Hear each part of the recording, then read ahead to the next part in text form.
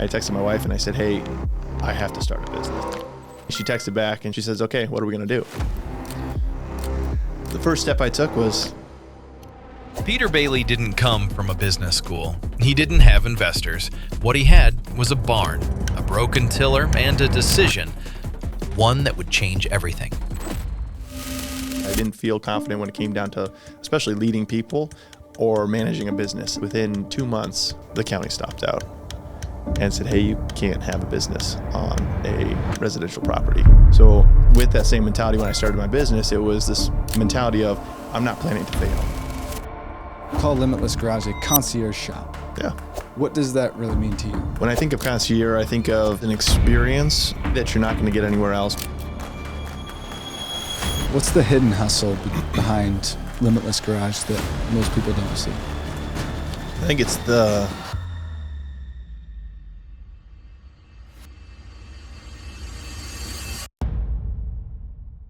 All right, welcome back to The Hidden Hustle. Today's guest, we have Peter Bailey. Peter is the founder of Limitless Garage out in Des Moines over by Baumgars. Before that was the operational director of many different local shops in the metro and has since started his own shop. So, Peter, how are you today? I'm doing well. Thanks for having me on. Awesome. Yeah, absolutely. So, where did your passion for cars come from? Passion for cars, it was interesting. I don't know that it really started with as much just vehicles as it was small engine repair. I grew up on a hobby farm. I enjoyed that a whole lot. It was born out of necessity, I like to say, because one day, there's a funny story. One day, we were out on our hobby farm, and my mom had a fairly large garden, and I was out there with my brothers. I had 2 brothers and 1 sister. My brothers were out there with my dad. It's springtime, and it's time to till it all up and get ready for planting it. And my dad tries to start the tiller, and it won't start. And then he looks at us 3 boys, and we're young, and he goes, hey, you guys, there's shovels over there. Just start digging and turning it up. And I'm like, there's not a chance. I'm not going to dig this whole garden up. So I looked in the shop, and I found a mower engine that I had torn apart and put in a 5-gallon pail. And I was 10 or 11 years old. And I reassembled it, and I swapped it with the motor that was on the tiller and got it running the same day, and Dad could till. And so I like to say the love was probably born out of necessity to a certain extent, but I still carried it for the rest of my life pretty much, and I still enjoy it. I love turning wrenches, but I'll be interested to continue talking through this because some of it changes as we go, as my focus has changed over the years. Awesome. So what was your very first vehicle? That I worked on? Yeah. That I owned? Both. First vehicle that I owned is like a 96 F-150 that I owned. First vehicle I worked on, it was either that or my parents' vehicles. But I mean, I worked on that truck quite a bit. Again, just is a daily driver, and things went wrong, and you're a teenager and don't have much money, so it's fix your own vehicle if you want to drive it. Yeah. So parents gave you a vehicle, it broke down, they said fix it or walk? Not exactly. To a certain extent, there were bits and pieces to that. My dad helped us start a small lawn mowing business, and the business bought the truck initially. It was a used truck that it purchased, and then I drove that while we owned the business. And then when I turned 18, then at that point, I don't know if the truck was still around at that point, to be honest. But anyways, it was born from when the business was opened. Yeah. So where did you grow up? I grew up right outside of Pella. Pella. Yep. Okay. Like Red Rock? Yep, around the Red Rock area. It was right outside of Otley, small town of Otley. Were you doing any cliff jumping there? No, I did not. No? I wish I would have. I was just there this last weekend. They've got some good bouldering spots. Really? Rock climbing, yeah. It's all sandstone, so it kind of gets deformed over the years, but it's not that clean of a lake. Like, I'll be honest, I don't know that there's any Iowa lakes that are super clean, but at the same time, I enjoy being out on the lake, but I enjoy it more if I go north or if I go out of state. Like Minnesota has some decent lakes and stuff like that, but that'd be preferable. Yeah. So grew up in Pella, and where did you go to college? I initially came out of high school thinking I was going to go into the military. Okay.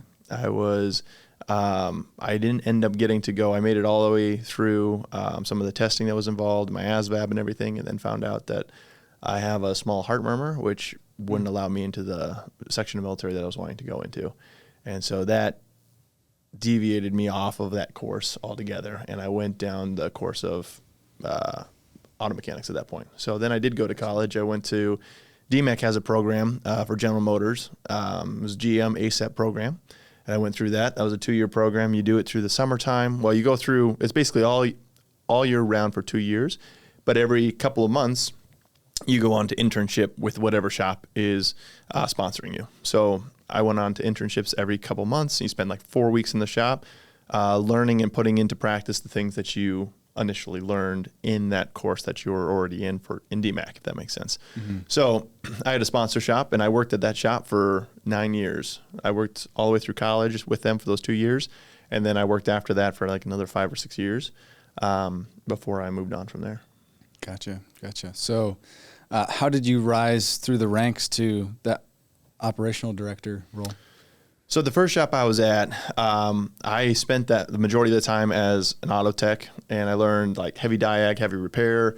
I got really familiar with it. I got pretty good at it, and I did enjoy it, but I got sick and burned out of turning wrenches. I did not enjoy working on cars every single day, to be honest. And after about 9 years of doing that, I should add, I spent time as a tech, and then I also spent time learning with the owner and his son. I ended up spending some time learning service advising, customer relations, some other really fundamental things that were very helpful.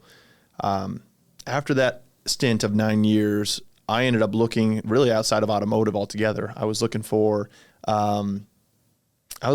leadership roles, really. Like I looked into even like law enforcement. I looked into other things kind of down that military aspect. It was like, hey, I want something that's more structured. Yeah. And, I spent probably 2 years looking for a job, and doors kept closing every single time, and for no apparent reason. Like I couldn't figure out why I could not make it into these areas. But then the next position I held, I was offered a position actually as a general manager for just one location from this company, and I took it, and I was like, hey, I just want to learn to lead people, and I want to know what that takes. And so I took it, and in short order, found out due to my mechanical background, I was very valuable when it came down to learning people leadership, but also leading potentially multiple stores. And that's how it continued to grow. So I was given the opportunity to work with the owner and the CEO, and I was thrilled to be able to do that. Yeah. Both of them have a lot of background and a lot of experience and taught me a lot of stuff. And in short order, it was like, hey, can you run a crew of 25 guys? Can you run 2 stores, which include up to 50 or 60 people? And then you have managers that are managing those people. And then it was, hey, can you run 3 stores? Same kind of idea. And that's up to 60 or 70 people then, plus your GMs. And you're not directly running the people, right? You're working with the leaders. And then it got to be, hey, we want to pull in operations managers, and I will help the operations managers and the general managers for each store and help with it could be profitability, it could be process and development. It was some HR stuff, which you always get pulled into, leadership development. But yeah, I was blessed to be able to do that for it was like 4.5 years or so. Yeah.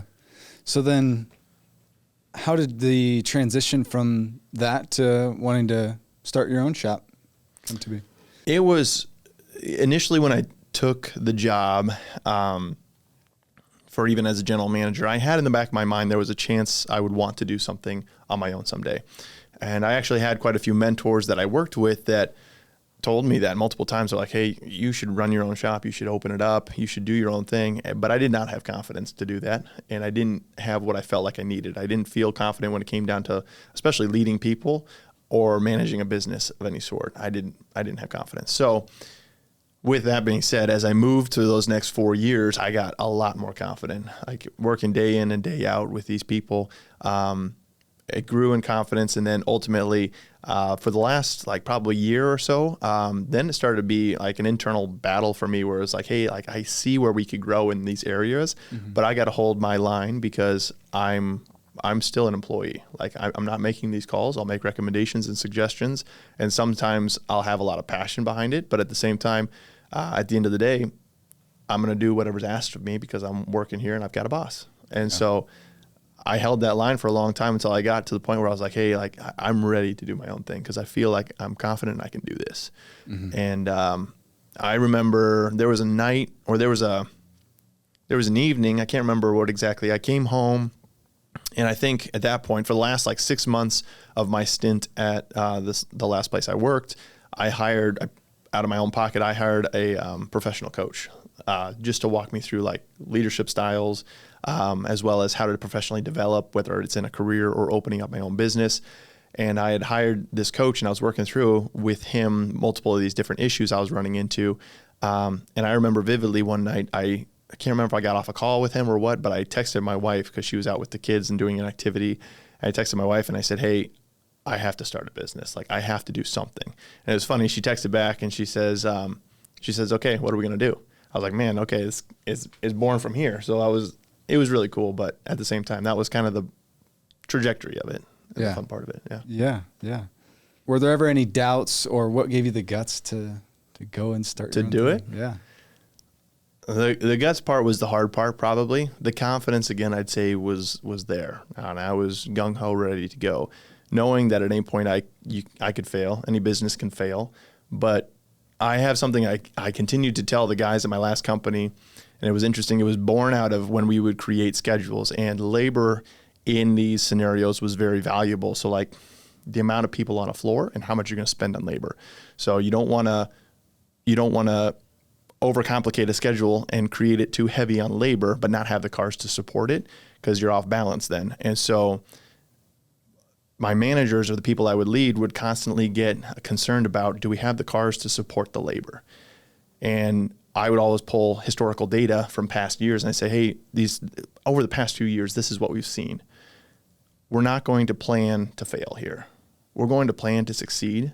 And if we can't succeed and we can't find any way to succeed, then we're going to figure out what's next. So with that same mentality, when I started my business, it was this mentality of, I'm not planning to fail. I'm planning to go into this and succeed. And if for some reason God has something else in store, I'll find out. And it won't be due to a lack of attempting or trying. Like, I will try anything. So when I made that switch, that's kind of the mentality I had going in it. And I think it really helped being mentally prepared for whatever comes. Like, you're not going to know what's going to come up, but at least you know, I'll be honest, something's going to go wrong. And if you're mentally prepared that something's going to go wrong, you're mostly ready for it. It's like, okay, I was expecting this to pop up at some point, or something to pop up, and now we get to deal with it. Let's do it. Yeah. Okay, you've decided, you want to start your own business. What was that first step? The first step I took was starting an LLC, and fortunately, my dad helped significantly in this area. He spent some time even teaching entrepreneurship, but he was really involved in entrepreneurship, both himself and with other people. And so he was able to very easily help me start an LLC and start my company.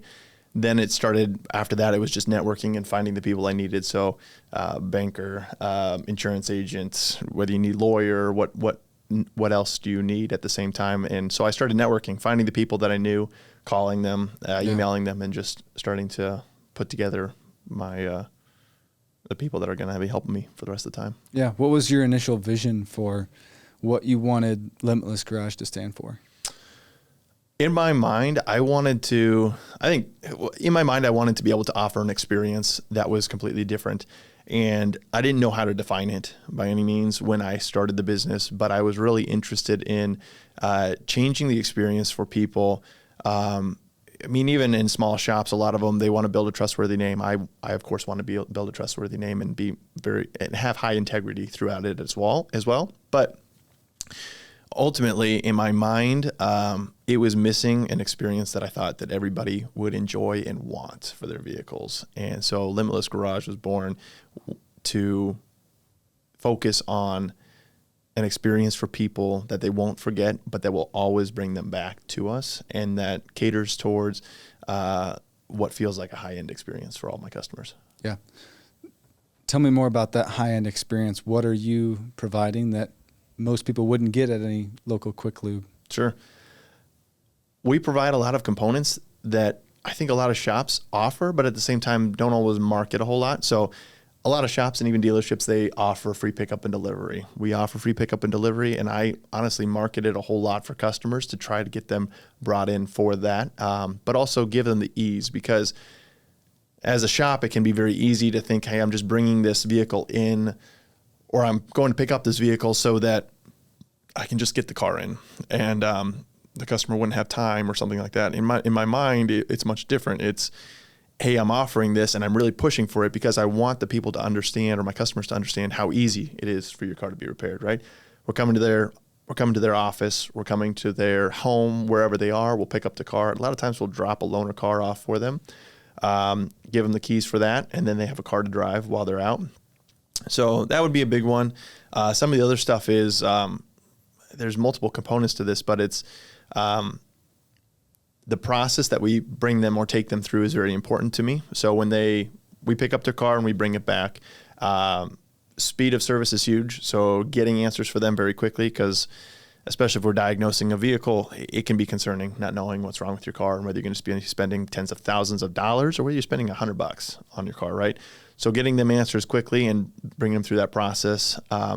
During that, offering them an experience where they are very involved, and it's a visual experience, because a lot of times it's hard to build trust just over a phone when you're talking to them. You can, but it's more difficult.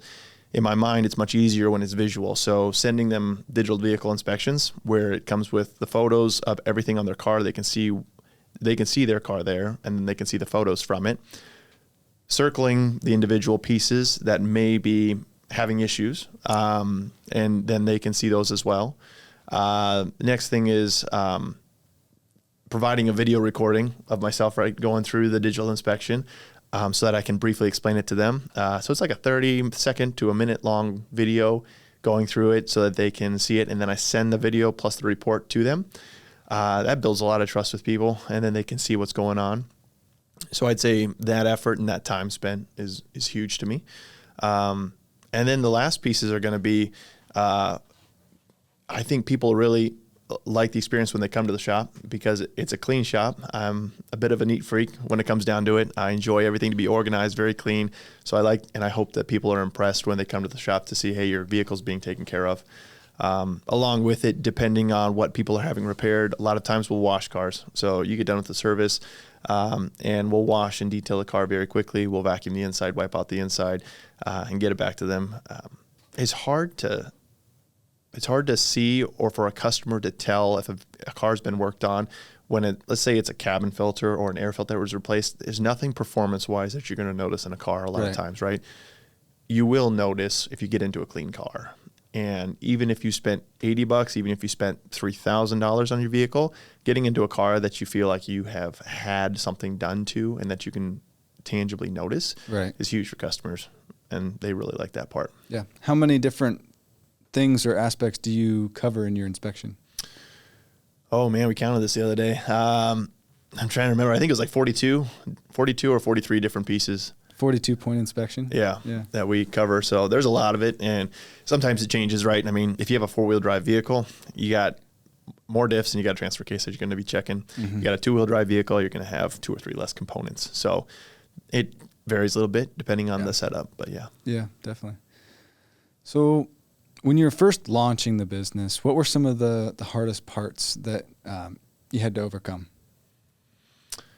I had a couple hurdles right out of the gate, which I wasn't expecting. Cost of setup it seems like you always underestimate how much it's going to cost for tools, everything like that, right? And I did it all I installed everything myself, and I put it all together myself as well, which I wouldn't have changed anything going back. But at the same time, cost of setup was larger than I initially intended. But again, I was aware it might happen, and we were ready to cross that when it came. Building setup, I set up the shop initially on my property.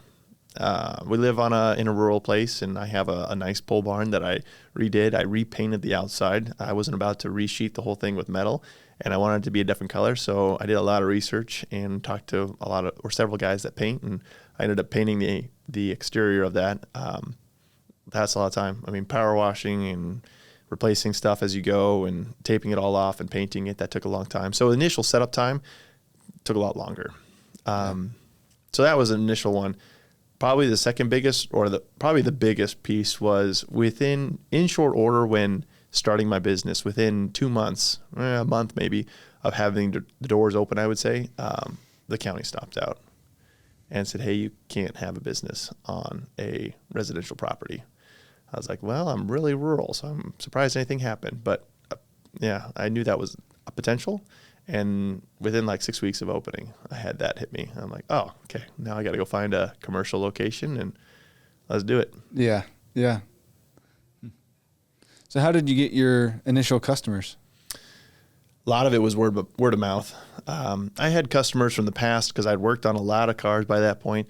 So I had customers that had followed me to a certain extent and still had me working on their cars. Even like, I'll be honest, even on like weekends, they'd have something go wrong and they're like, hey, I couldn't they'd have mechanics that looked at them and they didn't know exactly what was going on. So they'd call me like, nobody can figure this out. Can you figure it out? It's like, all right, bring it by. I was still doing it out of my shop and working full time at that point. It's like, bring it by. I'll look at it and I'll see what's wrong. So a lot of it was word of mouth and customers that had followed me from other shops and stuff like that. Right. Yeah. I know we've already covered this, but I wanted to touch on it again. You call Limitless Garage a concierge shop. Yeah. What does that really mean to you? Concierge shop, in my mind, it offers an experience, A, that you're not going to get anywhere else, but then B, that guides you through it. When I think of concierge, I think of recommendations. I think of, again, I think of higher end or luxury feeling. I think of the feeling that you don't need to put much thought into what you're going to be doing. Like, for instance, if you go to stay at a nice hotel, Ritz-Carlton, anywhere like that, right? If you have a concierge, they may tell you where to go, what activities to do for the day, what restaurants to try for the evening, how to dress for that evening. They come up with all these different avenues. And then also on top of that, for Ritz-Carlton, they're offering all these different pieces to that experience, whether it be the smell of the hotel when you walk in, whether it be the personalized gifts that are left for you in your hotel room, right? When I think of concierge, that's what I think of. So for Limitless Garage, as I started putting those pieces together, it started forming as recommendations for cars that were not just repair-based, but also it could be, after getting to know the customer, that fits them, like the type of vehicle you're driving and the truck you're driving. It could be leaving a personalized gift inside the vehicle for them. But ultimately getting to know the customer and knowing how to cater the experience to meet their expectations and also to outdo their expectations every time. In the beginning, starting your business, you're on your own property. Okay, now you've got to find this commercial space. Were there ever any doubts or voices in your head that were telling you, maybe you can't do this? Oh, sure.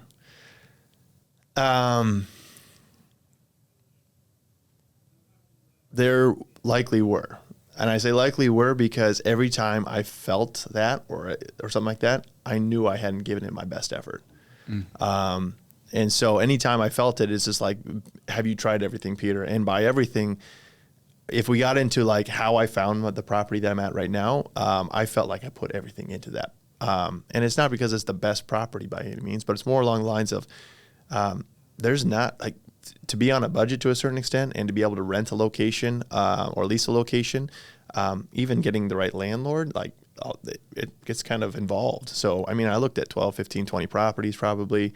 I had our real estate agent at that point in time, like telling me, Peter, you can't be so picky. Like I wanted something that looked halfway decent where I could put effort and make it look okay, look good. I needed floor drains, but in order to have a floor drain and meet code, I had to have certain requirements for that floor drain. I had to be in the right area, so I met the commercial zoning regulations and everything like that. So there were pieces to that you have to make sure works. But then on top of it, as I went through landlords, there's certain landlords that don't want to rent to automotive repair, and that's understandable. I mean, automotive repair in general can be a very dirty job.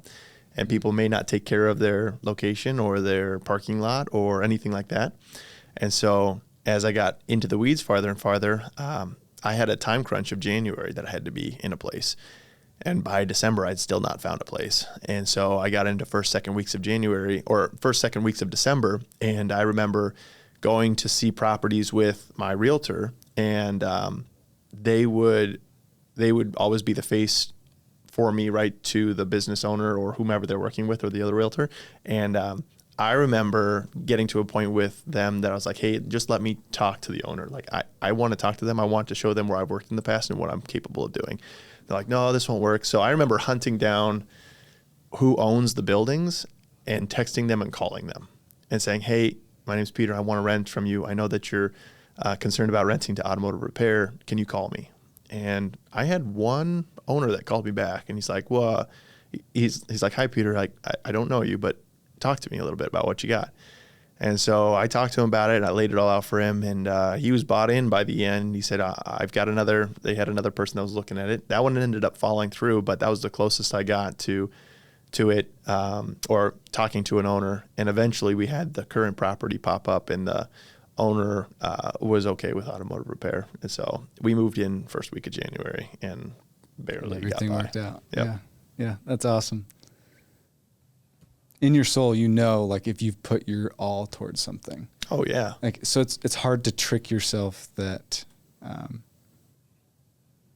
like the question, like, what were the voices in your head that saying, what were the voices in your head saying when things got tough? It's like, you know, it doesn't matter what they're saying, but like, can you ask yourself, did you give it your all? I love that mentality. I think the same mentality comes, I think, in my opinion, same mentality goes for really good leaders. Extreme ownership is huge, in my opinion, and I know a lot of people will take it a lot of different ways. And there's a lot of different leaders, very successful ones out there. The leader that I want to be and that I choose to try to be every day is a leader that has extreme ownership in every spot of the business. So with that mentality comes like, it doesn't matter whether it's your fault. It doesn't matter whether you made the mistake to begin with. If it falls in your hands at the end of it, or if it's part of the business to begin with, I'm taking ownership of that. It's like, I'm not going to have it happen again, but at the same time, I'm going to learn from it and I'll get better from it. And then ultimately, it makes you try what you feel like is every single thing to make sure that you provide what you say you're going to do every single time. So yes, I agree. It would be, it's huge in my opinion to have the mentality that if you can sit down and you say, I tried every single thing, and you're able to go to people and ask them if they can think of anything else. I did that a whole lot. It's just like, hey, what am I missing? Like, is there something else I can try here? I still have that, and I still do ask those questions, but I got to the point with like that building search where it's like, is there something else? And people would say, well, maybe you could try this, or they'd say, no, you've tried everything else, Peter. And then something else would dawn on me during the night or something like that, like reaching out to owners. It's like, that's crazy. Why would you do that? Well, I'm desperate to a certain extent, but like, if I want to say I've done everything, I'm going to do everything. Yeah. Yeah. Where do you think your passion for leadership came from? It grew over time. It's interesting because I didn't initially have that by any means. It may have been in me, but I didn't really spend any time thinking about it. And to be honest, even owning a business, I didn't want to own a business. If you asked me 10 years ago, I didn't want anything to do with it. And most of it came from some, like early on when I was like in lawn mowing, landscaping, there was pieces of that I really didn't enjoy that much. But then ultimately I was like, hey, if I could just work for somebody else and I can make money, I'm going to be happy doing that.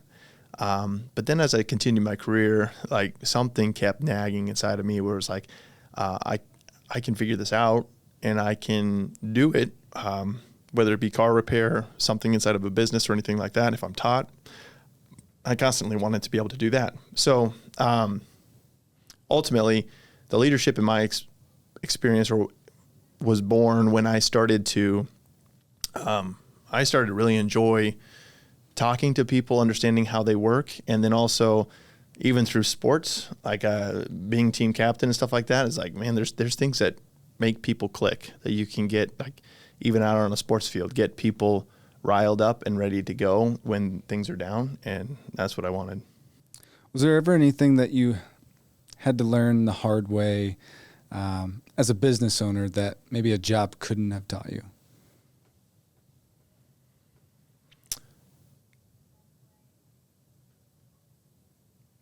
I think you can learn most stuff through a job, or let's say through through a W-2 job.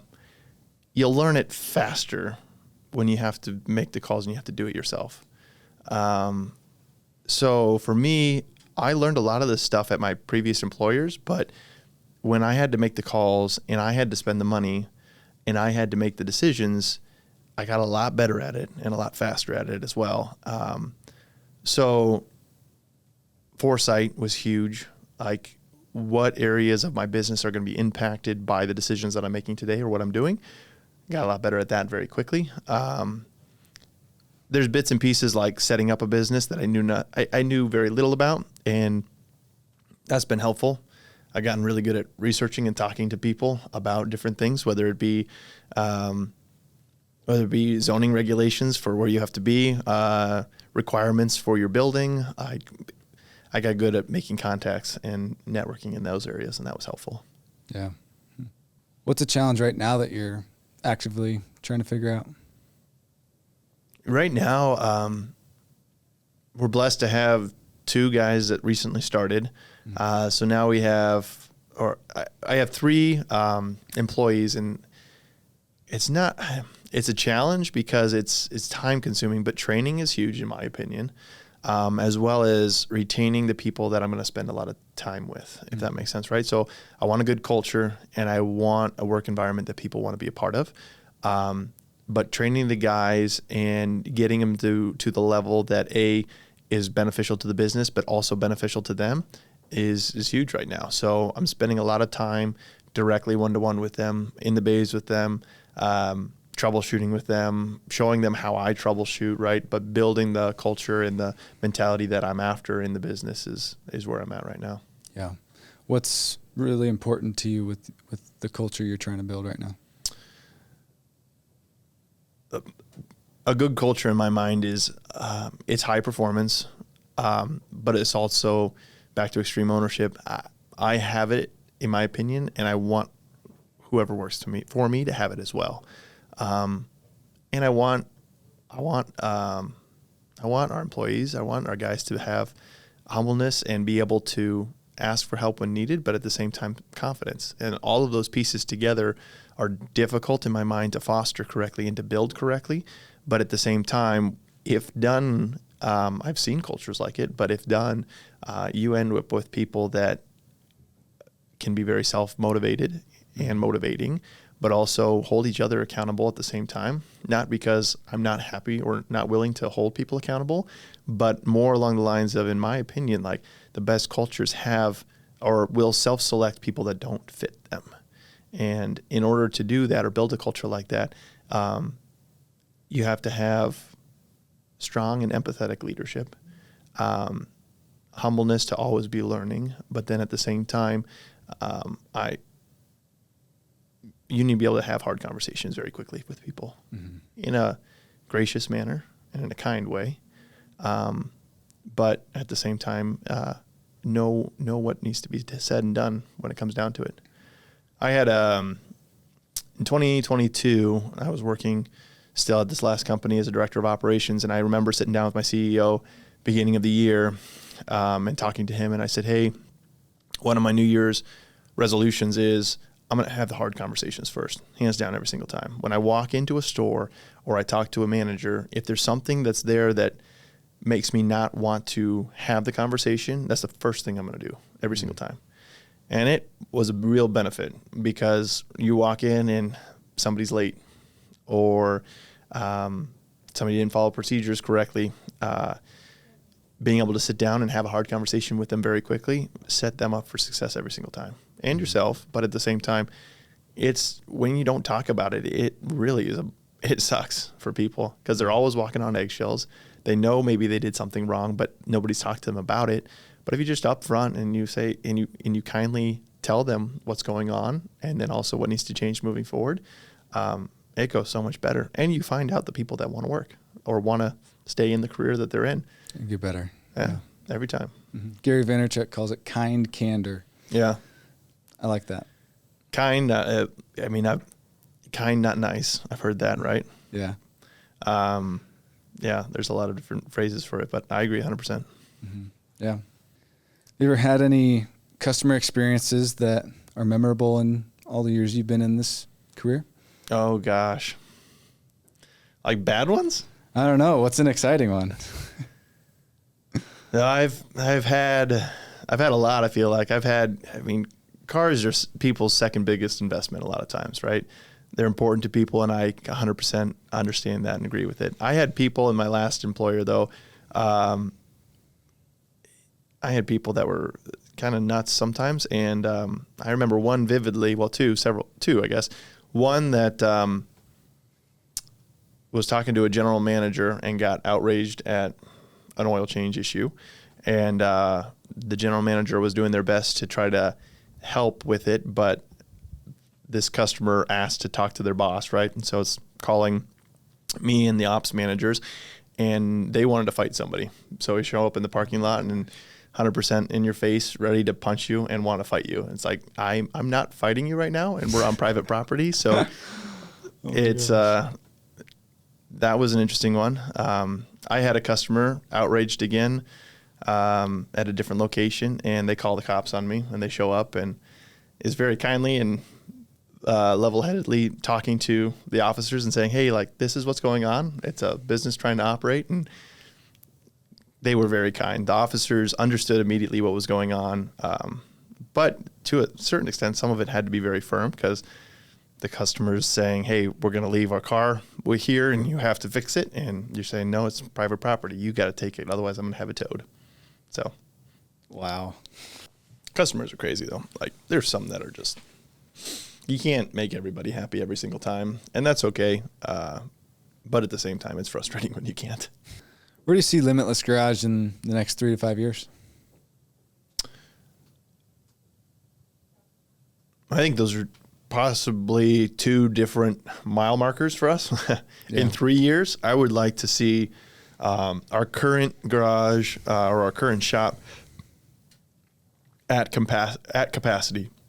So that would be... You've got 3 bays right now? Yeah, 3 hoists. So, 3 bays.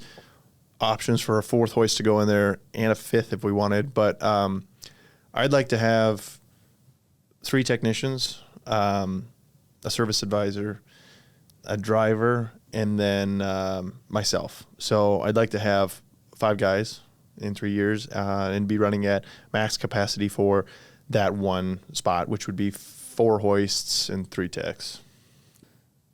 What does getting to that mile marker look like, building that team? What's your strategy behind building a team? The right people are huge. I want to be able to take advantage of the opportunity if people are there. So it takes time to find good people, obviously, but sometimes the right people enter your life at what you feel like are not the right times. And I want to be open and ready for those times when or if God provides them. Yeah. So if somebody walked through the doors today, let's just say, and was a fantastic tech and has worked 15 years and just wants a good place to work and it seems like a good fit, I want to be able to have the opportunity for him unless I'm at the capacity that I'm looking at. So as I build our team, the strategy is not only I'm having to balance between the time spent with the guys and customer satisfaction, because I play a lot of roles right now, and then also building the building blocks of the business that I feel are necessary for those. So when I was in operations, procedures and policies are huge. Procedures in my mind are really big for me, and so building the right procedures as we go, so that so it can be repeatable for the guys and easy for them to find what's next, and it makes it learning easier for them, so that they don't feel like they're always questioning or feeling like their day's different every single day. So what does scaling your business look like?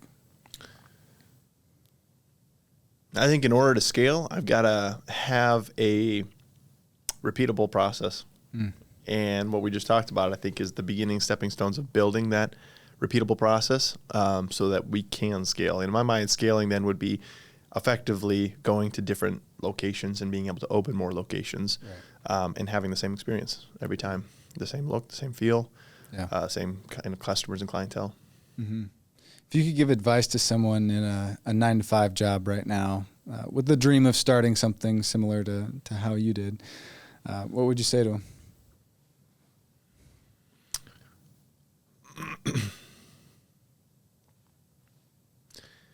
A lot of people that I talked to initially when I was thinking about opening my own business, I got varied results from. And by varied results, I got people, of course, that start up businesses, and they had so much work ahead of them that they're like, or that they come away with like, man, it's just a lot of hard work, long days, grueling hours. Some days you don't make as much money as you're wanting and stuff like that.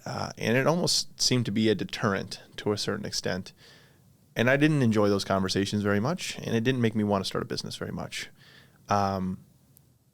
However, when I've talked to other people that are potentially wanting to start their own business, and I haven't spoken to a whole lot, and I've only been doing this for a year now,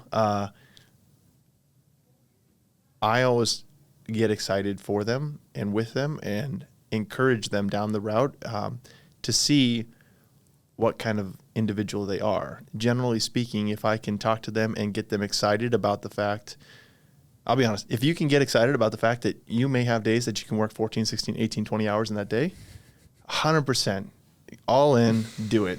Right? If you can be excited about it. But if you're constantly determined, like, well, no, I want to be home at 5 o'clock every night. And I want to be able to go on vacation for 2 weeks or 3 weeks or 4 weeks. That's not normally the way it's going to work right off the bat for an entrepreneur. It may, but at the same time, it's probably farther down the road. It's not like it's never going to happen, but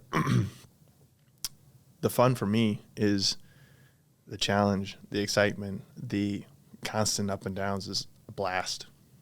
Yeah. I like that question, though, because I've had so many people that I've talked to about business ownership in the past, and it seems like there's people that fall on both sides of that. People that want the lifestyle but not the work. Correct, yep.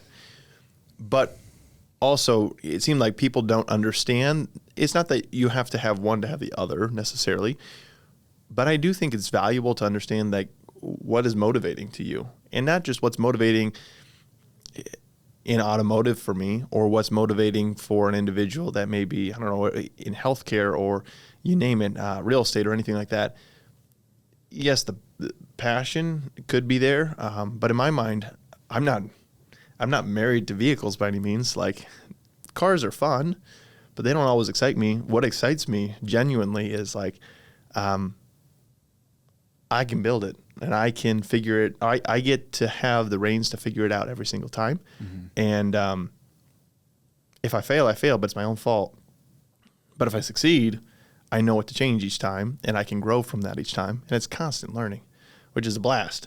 My wife would tell you all the ups and downs, and she's been the best supporter along the way. But it's that same mentality of like, when we started the business, being able to think into the future and say, hey, there's going to be challenges that come our way. We got to be prepared that there's going to be challenges, because not every day is sunshine and rainbows. But at the same time, when that challenge comes, being grateful for it, it changes your mentality. So with my wife, our communication style has changed a whole lot along the way also. And it's been interesting to note if she and I prepare each other for what may happen, or what we think or project may happen in a day, in a week, or anything like that, it is so much easier to deal with it along the time or along the path. So with starting the business, it was preparing ourselves for stuff's going to happen. Crap's going to hit the fan, and we're going to be ready for it when it happens. And in my mind, every time I get in the middle of something, I'm like, why should I have to deal with this, or why would it happen to me? I'll normally thank God for it every single time. It's just like, thank you for the challenge. Thank you for the opportunity. I'm going to go and I'm going to do my best. Mm-hmm. Yeah. It's the only way you get better. Oh, yeah, 100%. You're never going to... Being stagnant sucks. Being stuck, and not, in my opinion, not everybody's, but not being able to continue to challenge yourself is no fun in my mind. Last question. What's the hidden hustle behind Limitless Garage that most people don't see?